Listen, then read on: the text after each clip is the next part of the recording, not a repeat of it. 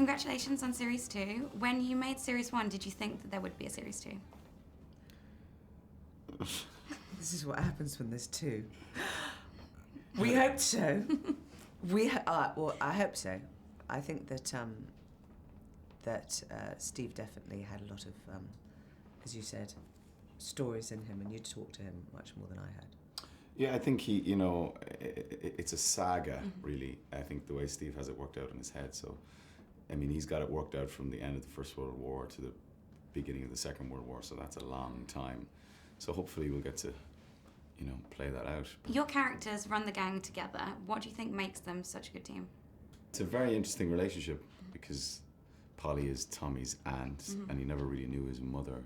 So she kind of sort of has this strange role of being kind of a mother figure, but also they're also like brother and sister at the same time. So it's a brilliantly, written relationship. The dynamic is very unusual. But I think that Polly is the person that Tommy trusts most in the world. I don't know if that's quite the same for her, but certainly for Tommy. So they really need each other, but at the same time they really sort of test each other and push each other and irritate each other all the time. So it's a fantastic dynamic to play. Yeah. Tom Hardy's obviously a new cast member for Series 2. What do you think he brought to the show that was different? Fantastic facial hair. Fantastic facial. I didn't work with him, so... Yeah. Well, listen, Tom is amazing, and it's an extraordinary creation. He's come up with this character. Yeah. He's such a fantastic actor to work opposite, and he has a relationship with Steve Knight as well. So it felt very much like part of the family, him coming in. But I think people will be in for a treat with his. And does it feel? Is there a family atmosphere on the set? You play a family. Does that translate to?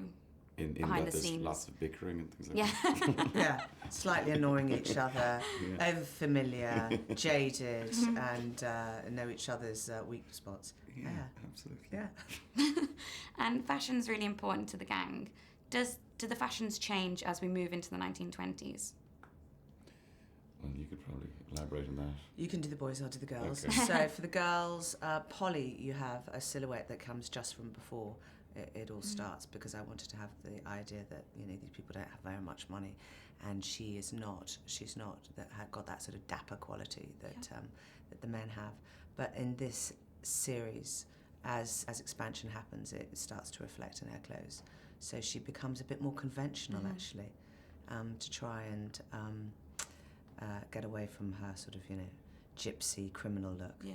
But yeah, it's big now, There's sort of shops that are just selling Peaky Blinders outfits, and I'm really sad to say no one apparently has done the Polly line, which is very strange. I feel. I think after Series 2, I think there'll be a lot of big black hats with pins in. Absolutely, I think it'll be. But apparently wanted to look like Tommy more than Polly.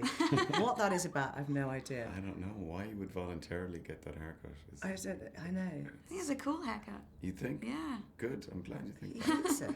hates it. Your suits were slightly different. Well, the silhouette was kind of the same, more or less. We wanted to keep that. That was very much their signature look, and it differentiated them from other gangs and things. But there were slight, subtle kind of adjustments. And Tommy, I think, had a few more suits than he did probably in the first series. So he's obviously cashed out a little bit more. And finally, who do you think has the best Brummie accent out of you two? And I can judge because I'm from Birmingham. You're from Birmingham? Yes. That's a terrible I had the worst question. Brummie accent here, probably. That is literally fight it out. Oh, mine was based on Orville, but you actually went to Birmingham. So I'd go, I think we know. I think we know. I think we can just we defer know. to the people of Birmingham. Yes. Yeah. They don't need to vocalise it at all or tell me. Just let them think it quietly.